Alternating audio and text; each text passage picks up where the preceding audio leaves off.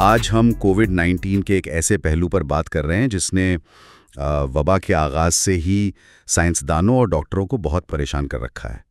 हम में से ज़्यादातर लोग यही समझते थे कि कोविड का हल्का केस बस फ्लू जैसा है, कुछ दिन की थकावट, बुखार और फिर सब ठीक। लेकिन अब जो तहकीक सामने आ रही है वो इस तसव्वुर को आप कह लें कि मुकम्मल तौर पर बदल रही है। ऐसा लगता है कि ये सिर्फ फेफड़ों की बीमारी नहीं बल्कि इसके असरात हमारे दिमाग तक पहुंच सकते हैं। आपने बिल्कुल सही कहा, और ये समझने इसलिए बहुत ज़रूरी है क्योंकि दुनिया भर में करोड़ों लोग इस वायरस से मुतासिर हुए हैं। बात सिर्फ बीमारी से बच जाने की नहीं है, बल्कि इसके बाद जिंदगी के मयार की है। बिल्कुल, इसी गुत्थी को सुलझाने के लिए आज हम 3 बहुत अहम ज़राए का सहारा ले रहे हैं। एक तो ऑक्सफोर्ड यूनिवर्सिटी की एक तहलका-ख़ीज़ तहकीक है जिसमें इन्फेक्शन से पहले और बाद के दिमागी स्कैन्स का मवाजना किया गया। दूसरा एक तफसीली साइंसी जायज़ा है जो ये समझाता है कि आखिर ये वायरस हमारी सोचने समझने की सलाहियत को ख़राब कैसे करता है। और तीसरा हार्वर्ड हेल्थ का एक माहिराना तबसरा है जो दिमाग को पहुंचने वाले नुकसानात का खुलासा पेश करता है। और इन तीनों को मिलाकर जो तस्वीर बनती है वो वाकई संजीदा गौर व फिक्र का तकाजा करती है। तो आज हमारा मकसद ये समझना है कि कोविड-19 दिमाग पर कैसे असरअंदाज होता है, मामूली तब्दीलियों से लेकर संगीन नताइज तक। और सबसे अहम सवाल, क्या ये असरात मुस्तकिल हैं? आइए इस मौजू की गहराई में उतरते हैं। सबसे पहले उस सबूत की बात करते हैं जिसने सबको हिला कर रख दिया। ऑक्सफोर्ड की तहकीक में सबसे चौंका देने वाली बात यह थी कि कोविड-19 का एक मामूली केस भी दिमाग में ऐसी तब्दीलियां ला सकता है जो स्कैन पर नजर आती हैं। उन्होंने तकरीबन 800 लोगों के दिमागी स्कैन्स को देखा। एक वबा से पहले लिया गया था और दूसरा बाद में। इनमें से आधे लोगों को कोविड हुआ और ज्यादातर को बहुत हल्की अलामात थीं। और नताइज वाकई हैरानकुन थे। जिन लोगों को कोविड हुआ था उनके दिमाग के मजमूई हुज्म में आप कहें कि 0.2% से लेकर 2% तक की इजाफी कमी देखी गई उन लोगों के मुकाबले में जो मुतासिर नहीं हुए थे। अब ये एहदाद-ओ-शुमार शायद छोटे लगें, लेकिन दिमागी सेहत के लिहाज से ये एक बहुत बड़ी तब्दीली है। और हैरत की बात यह है कि ये नुकसान पूरे दिमाग में यकसा नहीं था बल्कि कुछ मखसूस हिस्सों को निशाना बना रहा था। जी बिल्कुल, खास तौर पर सूंघने की हिस्स से जुड़ा हिस्सा जिसे ऑल्फैक्टरी कॉर्टेक्स कहते हैं, और याददाश्त का मरकज यानी हिप्पोकैम्पस। ये कोई इत्तेफाक तो नहीं हो सकता? बिल्कुल नहीं हो सकता, और यही वो नुक्ता है जहां ये तहकीक हमें एक सुराग देती है कि शायद वायरस दिमाग में दाखिल कैसे हो रहा है। मतलब सूंघने वाला निज़ाम यानी ऑल्फैक्टरी सिस्टम दिमाग तक पहुंचने का एक सीधा रास्ता हो सकता है। लेकिन एक और अहम बात यह है कि दिमागी हजम में कमी उम्र बढ़ने के साथ भी होती है। इस तहकीक से ऐसा लगा जैसे कोविड के बाद दिमाग मामूल से कई साल ज्यादा तेजी से बूढ़ा हो गया हो। ये आदाद-ओ-शुमार सुनने के बाद तो पहला सवाल जहन में यही आता है कि क्या ये दिमागी नुकसान हमेशा के लिए है? क्या हमारा दिमाग कभी वापस अपनी पुरानी हालत में आ सकेगा? ये सोचकर ही काफी परेशानी होती है। खुशकिस्मती से यहाँ एक उम्मीद की किरण भी है। देखें, हमारा दिमाग नाकाबिले यकीन हद तक लचकदार होता है, जिसे साइंसी जबान में प्लास्टिक कहते हैं, यानी उसमें खुद को ठीक करने की सलाहियत मौजूद है। तहकीक के सरबराह मुसन्निफा का भी यही कहना है कि वक्त के साथ इन्फेक्शन के ये नुकसानदेह असरात कम हो सकते हैं। और ये बात भी अहम है कि तहकीक में शामिल लोगों में मुस्तकिल याददाश्त की कमी का कोई सबूत नहीं मिला। बस कुछ ज़हनी कामों जैसे तवज्जो मरकूज करने में उनकी कारकर्दगी थोड़ी कम थी। तो ये तो हुई स्कैन्स की बात, लेकिन आम जिंदगी में लोग असल में महसूस क्या करते हैं? इसी कैफियत को आजकल ब्रेन फॉग का नाम दिया गया है। लोगों को लगता है जैसे उनके दिमाग पर धुंध छा गई हो, चीजें याद रखने में मुश्किल, किसी काम पर ध्यान ना दे पाना और नींद के मसाइल। जी, और ये अलामात लाखों लोगों ने रिपोर्ट की हैं, यहाँ तक कि जिन्हें बहुत हल्का इन्फेक्शन हुआ था। ये सिर्फ थकावट नहीं है, ये एक हकीकी आसाबी मसला है। और हार्वर्ड हेल्थ का तबसरा तो इससे भी ज्यादा संगीन सूरत-ए-हाल की तरफ इशारा करता है। शदीद केसेस में दिमाग की सोजिश यानी एन्सेफेलाइटिस हो सकती है, जिससे मरीज शदीद उलझन का शिकार हो जाता है। और कुछ इंतहाई गैर मामूली लेकिन हकीकी केसेस में लोगों को नए नफ्सियाती मसाइल का सामना करना पड़ा, जैसे शदीद डिप्रेशन, बेचैनी या यहाँ तक कि साइकोसिस। ایک ایسی حالت جہاں لوگ وہ چیزیں دیکھتے یا سنتے ہیں جو حقیقت میں موجود نہیں ہوتی۔ 1 منٹ کے لیے رک کر اس پر سوچتے ہیں۔ ایک وائرس جو زکام سے شروع ہوتا ہے وہ کسی شخص کو ایسی حالت میں پہنچا سکتا ہے۔ یہ سائنس فکشن جیسا لگتا ہے، لیکن یہ ایک تلخ حقیقت ہے، اور ان علامات کا براہ راست تعلق انہی دماغی حصوں سے ہے جن کا ہم نے ذکر کیا۔ PET اسکین سے پتہ چلتا ہے کہ برین فاگ کا شکار لوگوں کے دماغ کے انہی حصوں ہپوکیمپس اور پری فرنٹل کارٹیکس میں گلوکوز کا استعمال کم ہو جاتا ہے۔ گلوکوز دماغ کی توانائی ہے، اور اگر دماغ کے اہم حصوں کو پوری توانائی نہ ملے تو ظاہر ہے ان کا کام متاثر ہونا لازمی ہے۔ یہ سمجھنا واقعی مشکل ہے کہ ایک وائرس جو ہمارے پھیپھڑوں پر حملہ کرتا ہے وہ دماغ میں اتنی تباہی کیسے مچا سکتا ہے۔ ذرائع کے مطابق اس کی ایک نہیں بلکہ کئی وجوہات ہیں۔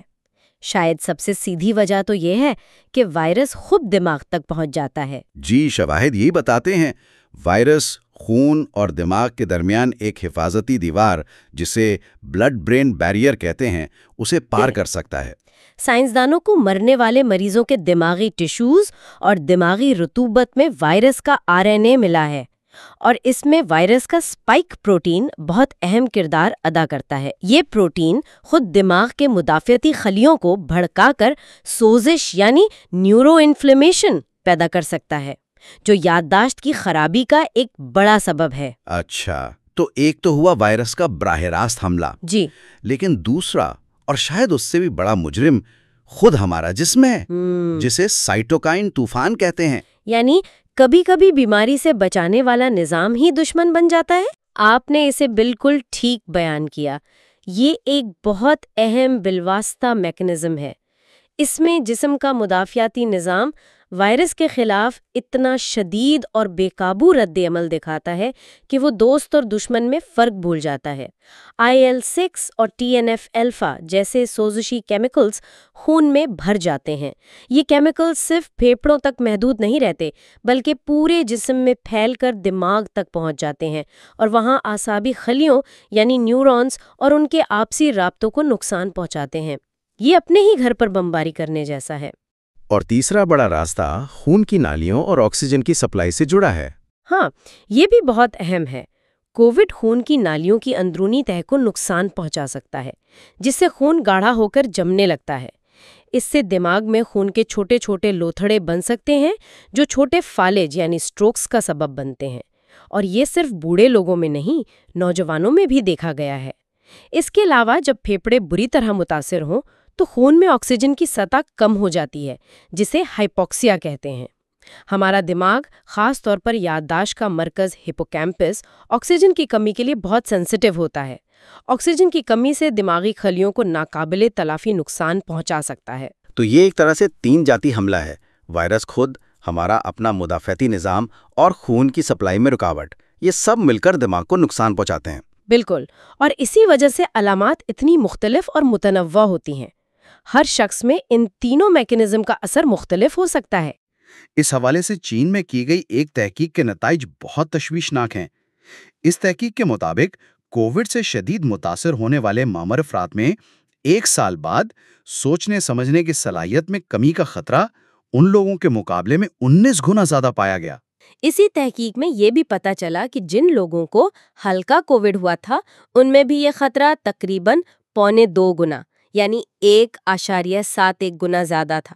اور ہارورڈ کا تبصرہ بھی اسی بات کی تائید کرتا ہے کہ بیماری سے ٹھیک ہونے کے بعد بھی اگلے کئی سالوں تک فالج، ڈپریشن اور بے چینی کا خطرہ معمول سے زیادہ رہتا ہے۔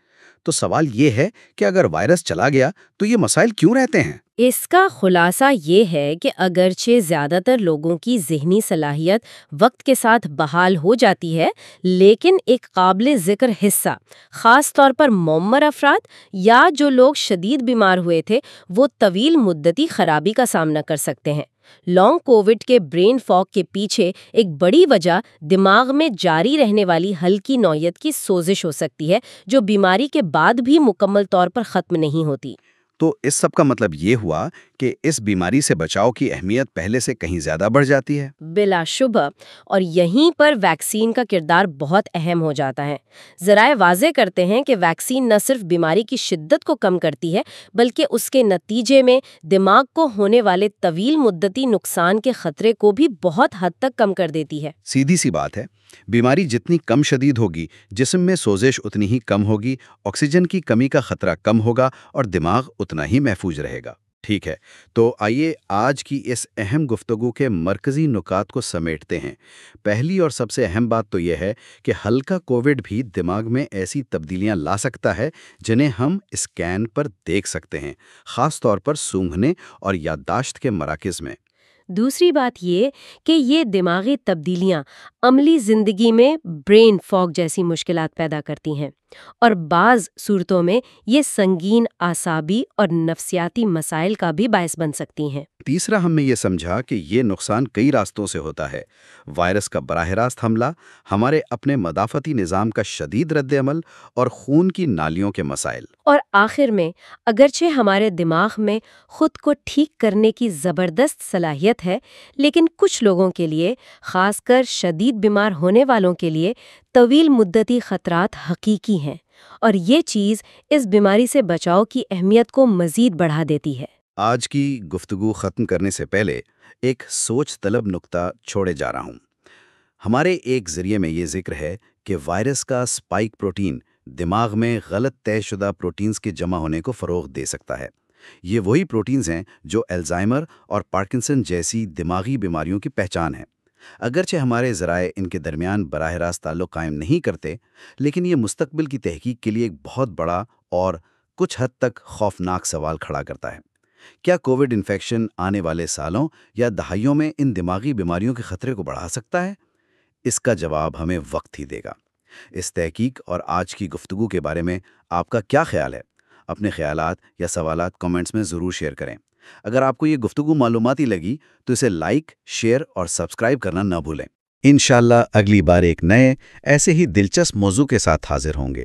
تب تک کے لیے اللہ حافظ۔ اللہ حافظ۔